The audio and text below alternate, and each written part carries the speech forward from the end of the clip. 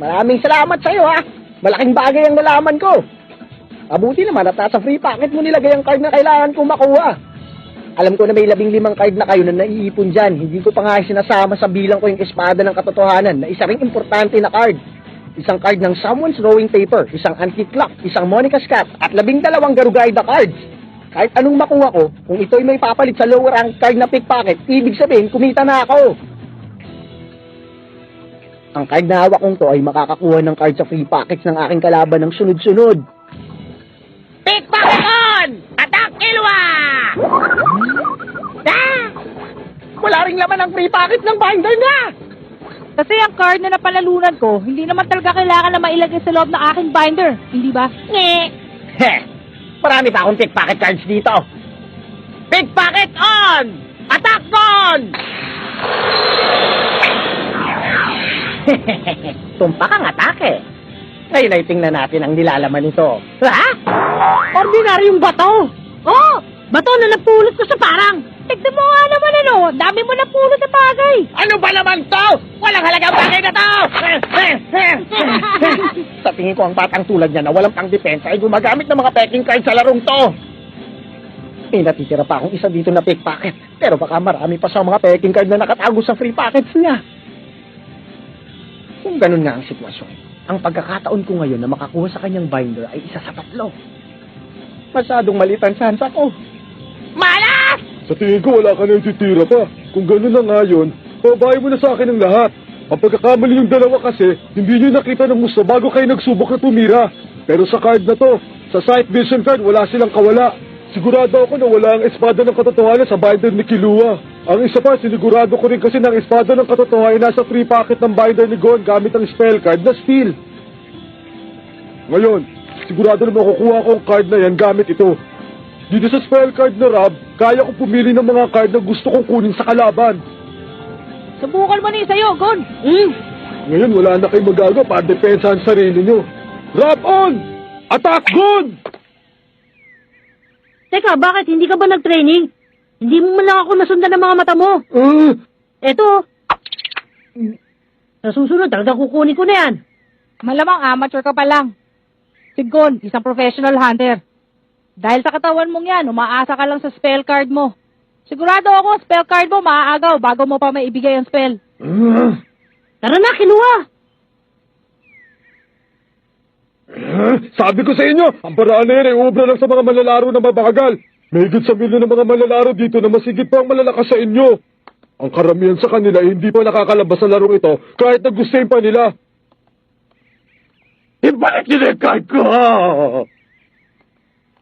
Alam mo, tama siya. Kung hindi tayo malakas at mabilis sa mga makakalaban natin, magiging imposible para sa ating dalawa na maagaw ang card nila. Pero sa bandang uli, kakailanganin rin natin bumili ng mga spell cards sa pangdepensa. Oo. Dahil kapag tayo ang tinarget ng mga professional, sigurado wala na tayong magagawa pa.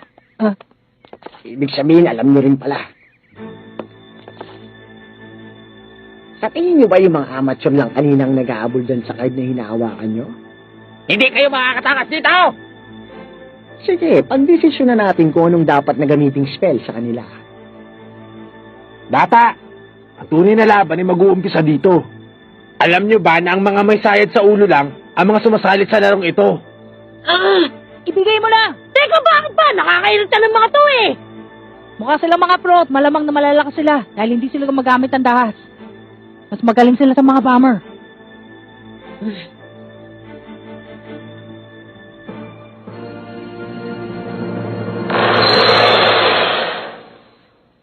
Paano? Tumuloy na tayo sa pangalawa nating destinasyon, ang Magical City ng Masadora. Wala akong reklamo! Dahil sa bayan ng Masadora, doon natin makukuha ang mga spell card, hindi ba? Oo. Tara, bilisan natin bumili ng pagkain ng tubig, tapos tumuloy na tayo doon. Mataas pa rin ang pananaw mo dito, kahit nakatatapos na natin mawala ng card? Siyempre naman, dahil gusto ko rin gumamit ng spell cards dito. Sa oras na gumamit sila, zap! Ang galing, hindi ba? Oo na, sige na, nakuha ko na. Ay... Pero alam mo, Gon, hindi lang pagkain at tubig ang kailangan nating dali sa paglalakbay natin dun. Ah, etong isa. Ang mapa ng isla na to. Teka. Ang ordinaryong mapa ng islang ito ay 20,000 genis ang halaga. At ang mapa naman na kumpleto sa detalye ng mga bayan at kalye, 650,000 genis ang halaga. Anong gusto mo? Yung 20,000 ang halaga. Ang totoo, yun lang talaga ang kaya nating abutin. Alam mo kasi, mas masaya kung tayo maglalagay ng mga detalye. Bilib na talaga ako sa iyo, Gon. Maraming salamat sa inyo. Game. Kita mo? Nasabi ko na nga ba, halos walang detalye eh. Magtanong-tanong tayo. Welcome. Magbayad kayo ng 3,000 genis kung gusto niyong malaman kung saan ang Masadora. Ang mahal naman! Bawasan mo naman yung presyo mo! Hindi ba suki na kami dito? Magbayad kayo ng 3,000 genis. Ah! Simula sa bayan ito, kailangan niyong tumawid sa kabundukan.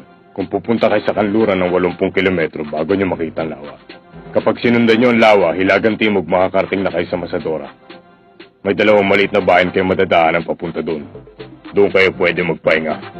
Kung 80 kilometro, abutin tayo ng isang araw. Oo! Yun ay kung makakarating kayo ng buhay papunta doon. Ha? May kampo ang mga tulisan doon sa gitna ng kabundukan. Kukunin nila ang lahat pati na rin ang mga damit nyo. Kung kayo man ay palari na makaiwas sa mga tulisan, paglampas nyo sa kabundukan, doon naman kayo makakita ng maraming halimaw. Mga tulisan! Mga halimaw! Ayos! Para na tayo natin isang tunay na role-playing game! Gusto ko makita ang mga halimaw. Tara na!